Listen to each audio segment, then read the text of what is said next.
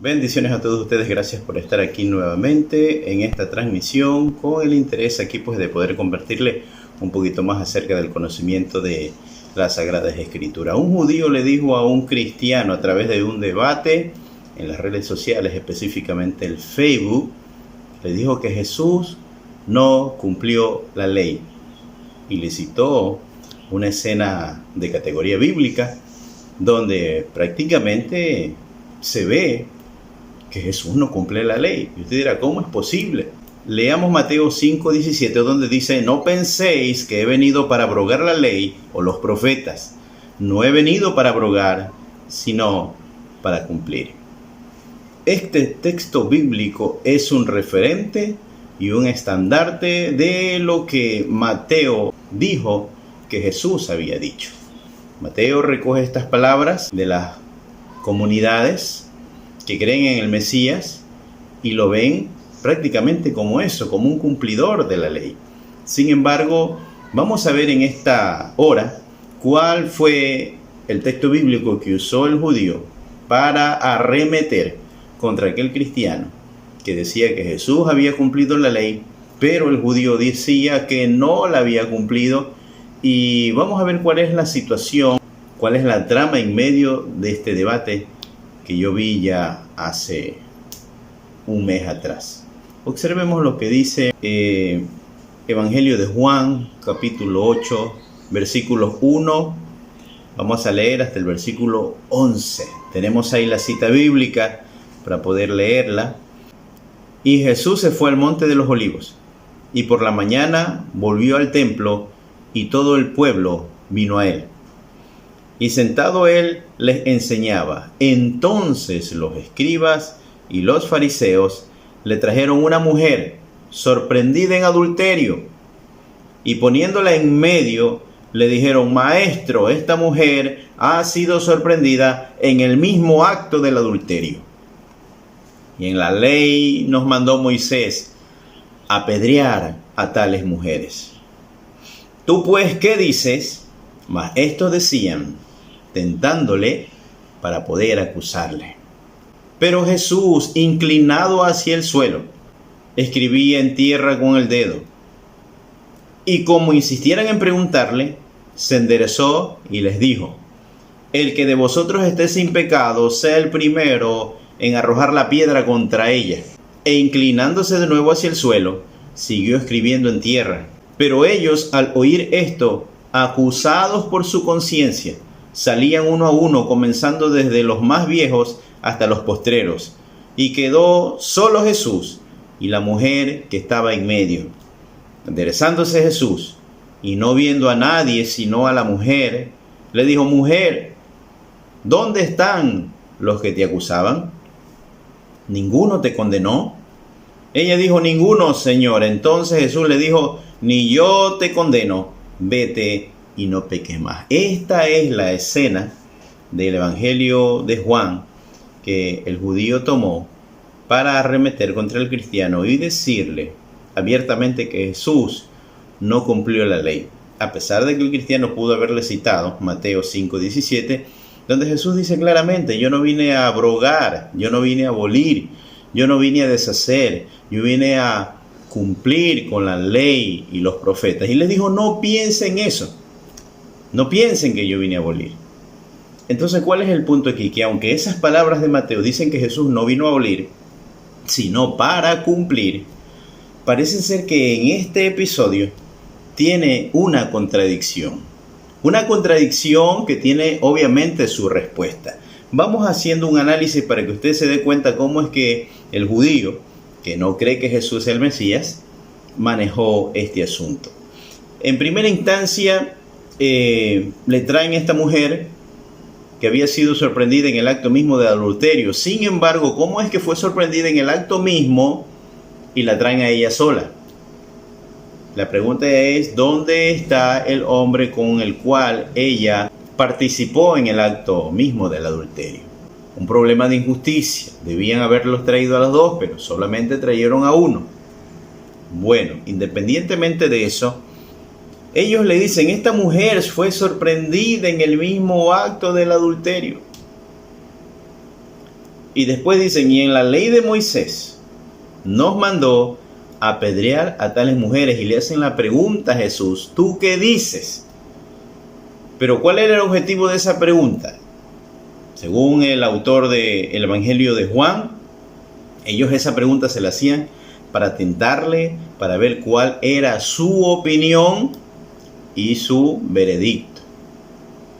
Entonces vemos que ellos le insistieron, según el versículo 7, preguntándole a Jesús, ¿qué es lo que tú dices que debemos hacer? Ellos sabían que la ley de Moisés dice que si alguien era sorprendido en el acto mismo del adulterio, deberían ser tomados, apedreados. En otras palabras, merecían la muerte.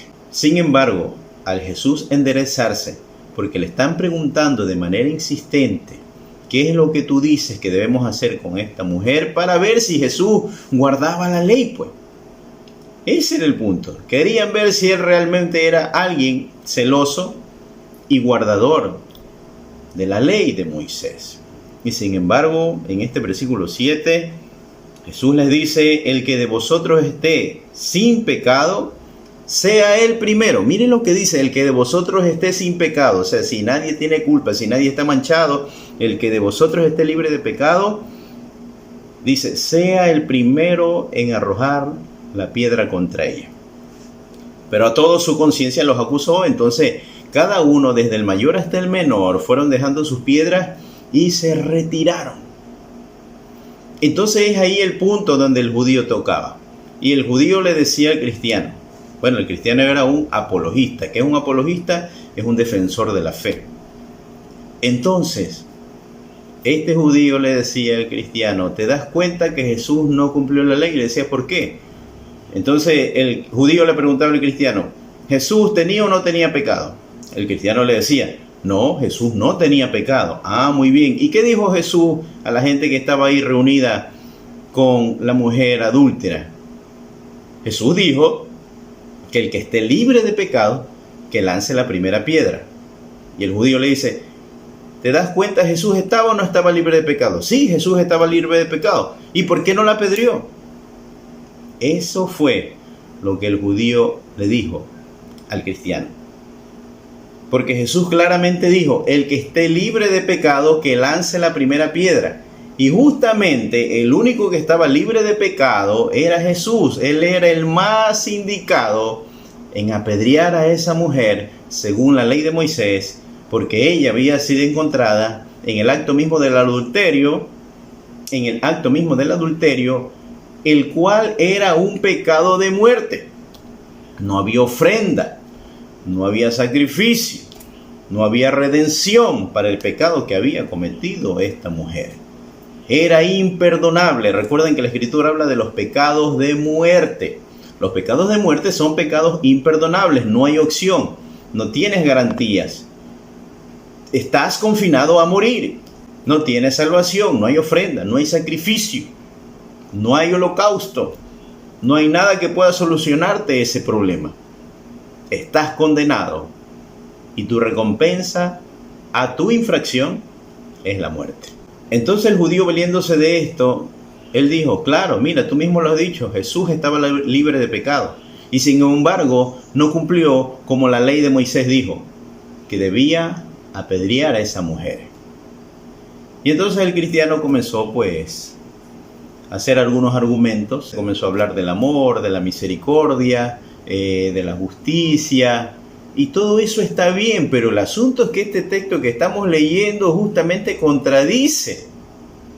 Si nosotros ponemos atención, contradice lo que Jesús mismo está diciendo, aparentemente, porque hay una respuesta para eso. Porque si Jesús está diciendo, el que esté libre de pecado, que lance la primera piedra, pero aquí resulta que Jesús está libre de pecado.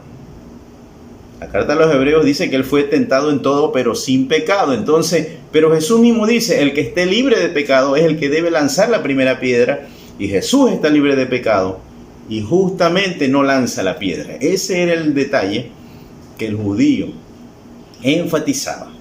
Porque si Jesús estaba libre de pecado, pues él mismo dijo que el que esté libre de pecado debía lanzar la primera piedra, Jesús, estando libre de pecado, no lanzó la piedra. Al contrario, ¿qué le dijo Jesús? ¿Dónde están los que te acusaban? Nadie te condenó. Y ella dijo, ninguno, Señor. Entonces Jesús, en vez de apedrearla, Jesús le dice, ni yo te condeno, vete y no peques más. Cuando él debería haberla apedreado, porque él mismo dijo que el que esté libre de pecado arroje la primera piedra. Entonces, ¿cuál es la trama? Parece ser estar incumpliendo lo que Mateo 5:17 dijo.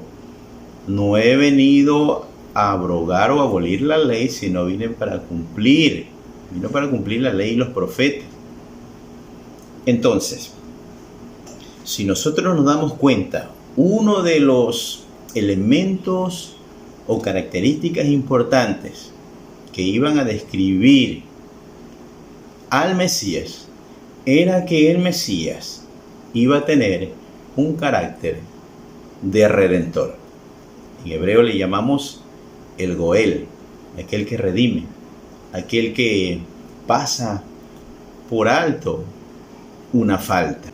Así que yo le voy a sugerir que usted pueda en casa leer todo el capítulo 59 de Isaías. Yo voy a tomar como referencia el versículo 20, porque en este capítulo 59 habla de todas las rebeliones que Israel, Judá, cometió delante del Eterno. Habla de su arrepentimiento y que el Dios Todopoderoso enviaría un Redentor para perdonar sus iniquidades, sus rebeliones. Leamos Isaías 59, 20. De la versión Reina Valera dice, y vendrá el Redentor a Sión.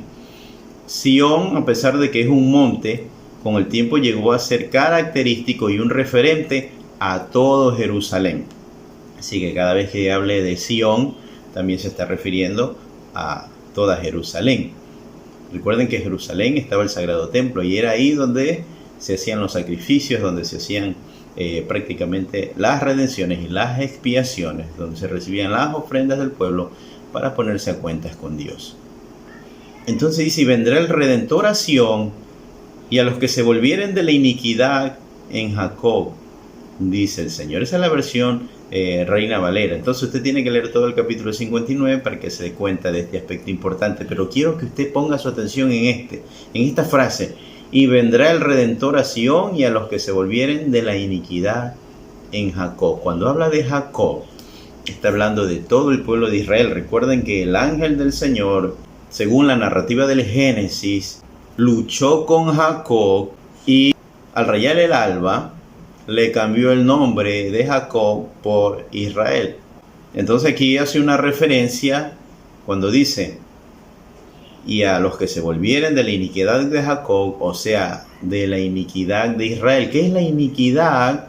La iniquidad son aquellos pecados que se planifican con anticipación antes de ejecutarlos. O sea, es un pecado que comienza a dar vueltas en tu mente, lo estás acariciando, te preparas, lo planificas y lo ejecutas. Un ejemplo rapidito es como lo que hizo el rey David. Planificó la muerte de un hombre para quedarse con su mujer. Ustedes saben la historia. Así que quisiera también observar con ustedes este mismo texto bíblico, Isaías 59:20, pero desde la Nueva Versión Internacional, la NBI, y ahí nos dice lo siguiente: el Redentor vendrá a Sión. Mire eso, el Redentor vendrá a Sión. Ese es el Mesías, cumplirá la función de Redentor, de Salvador, de Liberador. Y dice, el Redentor vendrá a Sión, vendrá a todos los de Jacob, o sea, vendrá a todos los hijos de Israel que se arrepientan de su rebeldía, afirma el Señor. Entonces, algo importante que debemos entender es que justamente aquí, cuando Jesús está frente a esta mujer, si él está libre de pecado, él dijo, el que esté libre de pecado, que lance o tire la primera piedra, y resulta que él mismo está libre de pecado, toda la gente se va porque su conciencia lo acusa por su pecaminosidad, pero Jesús mismo dijo, el que esté libre de pecado, lance la primera piedra, y resulta que él no lo hizo. Parece ser que hay prácticamente un incumplimiento de la ley de Moisés, pero no es así. Si nosotros no entendemos que una de las funciones y categorías especiales, específicas del Mesías era justamente esta, la de ser un redentor, limpiar al pueblo de la iniquidad y traer el perdón de los pecados de muerte. Ahora, yo sé que algunos de ustedes que están en relación con el Nuevo Testamento dirán, oh sí, el pecado de muerte es la blasfemia contra el Espíritu Santo. Bueno, eso en categorías neotestamentarias con respecto a lo que Jesús enseñó. Pero entiéndase bien, cuando hablamos de pecado de muerte no estamos hablando necesariamente de la blasfemia contra el Espíritu Santo. Sí, Jesús habló de la blasfemia del Espíritu Santo, pero hay otros pecados de muerte que se vienen y se dan conocimiento ya desde la antigüedad, antes de que Jesús manifestara la enseñanza de la blasfemia del Espíritu Santo. Ya en el antiguo Israel se tenía conocimiento de que habían unas categorías, o sea, una clasificación de los pecados de muerte. Recuerde, los pecados de muerte eran pecados por los cuales no había expiación, no había sacrificio, no había ofrenda, no había holocausto, no había nada que pudiera hacer. Usted, si cometía uno de estos pecados, usted estaba muerto. Escuche bien, muerto. No había forma de que se librara. Entonces, para mencionar esos pecados de muerte, para que usted tenga una idea de los pecados por los cuales no habían perdón, te voy a poner aquí en la pantalla, enumerándote algunos de ellos para que tú tengas el conocimiento. Observemos. Tenemos en primera instancia el adulterio. El adulterio es tener relaciones sexuales con mujeres u hombres que ya están previamente casados. Entonces tenemos ahí Levítico 20:10, Deuteronomio 22:22. Tenemos también otro pecado de muerte, el bestialismo o la bestialidad, como algunos le llaman, o sea, el tener relaciones sexuales con cualquier tipo de animales. Éxodo 22:18, Levítico 20:15. Les doy la cita en esta manera, pero usted puede leer en casa con más tranquilidad y con más paciencia. Tenemos también la blasfemia. ¿La blasfemia de qué? La blasfemia consistía en personas que maldecían el nombre de Dios. Levítico 24:16. Todo aquel que maldecía el nombre del Señor estaba condenado a morir por faltarle el respeto al Todopoderoso. Otro pecado de muerte era el sexo prematrimonial. Esto era específicamente para niñas, o sea, mujeres que ya estaban comprometidas. Una vez que ya estaban comprometidas, ya ellas no podían hacerse de ningún otro hombre en ninguna manera. Porque resulta que si este hombre se casaba con la niña, ¿verdad? Y él la encontraba en su defecto que ella ya no era virgen, y si le comprobaban que eso era cierto, esta joven era sacada por el pueblo en las afueras de la ciudad y la apedreaban hasta morir. Podemos leer al respecto en Deuteronomio 22 del 13 al 21. Otro aspecto más de pecado de muerte, el falso testimonio en los casos capitales. Por ejemplo, cuando alguien se buscaba un falso testigo y resulta que el acusado lo encontraban inocente. El mismo deseo que tenía la parte acusadora trayendo un falso testigo, ¿verdad? Ese mismo deseo de muerte lo tenía que pagar el falso testigo. O sea, no podías en situaciones de condena de muerte mentir, falsificar el testimonio, porque tú recibías el mismo castigo que iba a recibir el acusado. Esto lo encontramos en Deuteronomio 19, del 16 al 19. También tenemos otro pecado de muerte, la falsa profecía. Era cosa seria. Deuteronomio 13:6, Deuteronomio 18:20. Ahí nos dan detalles sobre los falsos profetas. Recuerden que Elías hizo matar a un gran número de falsos profetas de Baal. Los hizo matar y ajusticiar por la mano del pueblo mismo, porque ellos habían engañado a toda la nación de Israel. Y 450 profetas de Baal fueron asesinados. Y todo aquel que tomaba el nombre del Señor en falso merecía la muerte. Deuteronomio 13:6, Deuteronomio 18:20. También, ¿verdad?, relaciones entre parejas del mismo sexo. Levítico 18:22, Levítico 20:13. También otro pecado de muerte era la idolatría. La idolatría en cuanto a que los que practicaban entregaban a sus hijos en sacrificio vivo al dios Moloch. Entonces, eso era condenable, asesinar a tus hijos por causa de idolatría. Eso era digno de muerte, según la ley de Moisés. Levítico 20:2, Deuteronomio 13 del 7 al 19, Deuteronomio 17 del 2 al 7. También tenemos pecados de muerte como el incesto, relaciones antinaturales entre familiares, entre hijo con madre, entre padres con hijos, entre primos. Eso estaba prohibido. Levítico 18:22, Levítico 20 del 11 al 14. También encontramos como pecado de muerte el secuestro. Si un israelita era sorprendido raptando a un compatriota, ¿con qué objetivo, usted dirá, lo raptaban? Para convertirlo en esclavo, pues, para venderlo, porque en ese tiempo existía la esclavitud. Ese hombre que estaba involucrado en ese secuestro porque quería vender a su compatriota como esclavo, ese hombre era condenado a muerte. Éxodo 21:16, Deuteronomio 24:7. Otro pecado de muerte, el libertinaje de la hija de un sacerdote. Y usted dirá, ¿en qué consistía ese libertinaje de la hija del sacerdote? ¿Que bailaba salsa, si iba a la discoteca, o si iba a los bingos bailables? O sea, ¿en qué consistía? Consistía en lo siguiente: si esta hija del sumo sacerdote o del sacerdote se rebajaba o se denigraba a ella, convirtiéndose en prostituta. Ojo con esto, este era el problema del libertinaje. Convirtiéndose en prostituta, ella deshonraba a su padre, el que estaba en servicio sagrado delante de Dios, porque contaminaba su casa, y ella debería ser quemada viva.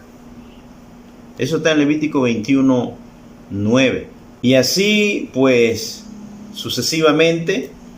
Yo sé porque usted muchas veces no dispone de mucho tiempo, y voy a nombrárselos para que usted vaya teniendo conocimiento de qué otros más son pecados de muerte. Por ejemplo, pecados de muerte por violación cometida contra una mujer prometida, en Deuteronomio 22 del 25 al 27. Proselitismo y promoción de otras religiones, Levítico 13:7. Lo que es el asesinato, Éxodo 21:12, Levítico 24:17, Números 35:16. También nosotros encontramos el quebrantamiento del sábado. Encontramos Éxodo 31:14, Éxodo 35:2, Números 15:32 al 36. También encontramos pecado de muerte como la brujería, la adivinación, la necromancia, la hechicería. Ejemplo de eso encontramos en Éxodo 22:17, Levítico 20:27. Entonces, estos son prácticamente enumerados algunos de los pecados de muerte, para los cuales no existía ningún tipo de perdón. Y el rol y la función del Mesías era la de redimir las iniquidades, las transgresiones de Jacob, o sea, de Israel. Entonces, ahora sí, todas estas personas que han tenido prácticas inicuas, rebeldes delante del Eterno, pueden tener la posibilidad de ser restauradas, porque apareció en la historia el gran Goel, el gran Redentor de Israel, el cual intercede por nosotros, es nuestro intermediario, es nuestro abogado, para poder alcanzar perdón, paz y libertad, esperanza y salvación en Dios a través de Cristo Jesús. Entonces, mis queridos oyentes, esa es la razón por la cual Jesús no lanzó la piedra hacia la mujer adúltera. Era porque Él era el Redentor, el Mesías de Israel. Era el Redentor que iba a devenir, y las iniquidades de Israel iban a ser perdonadas. Entonces, esta es la simple y sencilla respuesta que hemos encontrado para poder direccionar a todas aquellas personas que tienen la duda y que también pudieron haber encontrado algo contradictorio en el Evangelio de Juan, en el capítulo 8, porque resulta extraño que Jesús diga: el que esté libre de pecado, lance la primera piedra, y resulta que él está libre de pecado, ¿y por qué no lanza la piedra? Entonces alguien dice: efectivamente no cumplió con la ley de Moisés. Pero cualquiera que haya leído un poquito más la Escritura se da cuenta que él está en función de Mesías Redentor. Entonces, y los pecados de muerte iban a pasar a ser perdonados. Es por eso la razón de que usted, ahora que me está viendo, usted ha sido perdonado de pecados de muerte. Usted que tenía relaciones entre personas del mismo sexo, usted que era un idólatra, usted que era un brujo, un hechicero, usted que alguna vez asesinó a alguien, usted también puede tener redención, porque solo Jesús de Nazaret puede redimir los pecados del pueblo y así hacernos aceptados delante del Todopoderoso a través del gran poder del perdón, siempre y cuando haya un verdadero y sincero arrepentimiento. No olvide suscribirse, comparta este video con otras personas que estoy seguro que tienen el interés y el deseo de aprender la Escritura, y nos estaremos viendo en un próximo video o una próxima publicación. Bendiciones. Shalom, shalom.